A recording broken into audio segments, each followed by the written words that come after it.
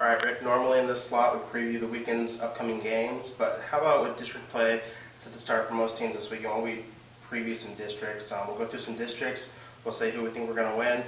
I think 25-4A is a pretty much foregone conclusion with Lake Travis, so we're going to avoid that one. But 16-5A, that one's pretty much set in stone too. I think we're both going to agree. Who do you got in that district? I think we agree that Stony Point is by far the best team in that district. The question is who's number 2, 3, and 4. I like Westwood to be the number 2 team. Good offense, best kicker maybe in Central Texas. Stony Point is by far the best combination of offense and defense. Yeah, I think I'm going to go with Stony Point too. Round actually last week with Pflugerville that they can contend. Westwood and Cedar Park should be in the mix too. Leander's making some noise, so expect to see those teams duke it out for the playoff spot, the other 3 playoff spot, but Stony Point should be by far the favorite in that district. All right, 25-5A, we got Bowie, we got Westlake. Pflugerville, they look like a contender, but they're a little banged up right now.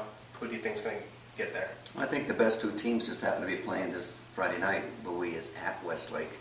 I like the home field advantage. I like Westlake. I think they got the best overall combination of offense and defense. I like the veteran leadership of the quarterback, Tanner Price. It's going to be a very good race, and of course, Pflugerville is going to be in there at the end too. But I'm going to go with Westlake. I'm going to go with Bowie. I think they're a pretty solid team all around.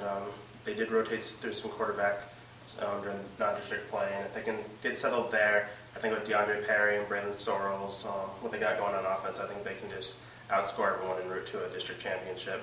Let's go 17-4A. We got some surprises in that district. Del Valle started out hot. Lehman's 4-0. Could very well be 7-0 in a couple weeks. Hayes got off to a rough start. How do you see that one playing out? Hayes has gotten off to a real rough start. I think it's Del Valle, not just because they're the best team, but I think it's a fairly weak district. I think Lehman is maybe the second best team, and they're 4-0. They're very surprising 4-0, but I don't think they're in Del Valle's league. Yeah, I like Del Valle. Del Valle played a pretty competitive non-district schedule. They beat 2 very good teams in Hendrickson and Hutto, and they played with Clayton Ellison, which is a 5A school. So I think the Cardinals can kind of keep things going and just roll right through to a district championship. Although don't count out Hayes. I know Hayes is 0-4, but they've also played a very good non-district schedule. 3 Class 5A schools who are all undefeated right now. So, you know, the record says 0-4, but the strength of schedule says otherwise.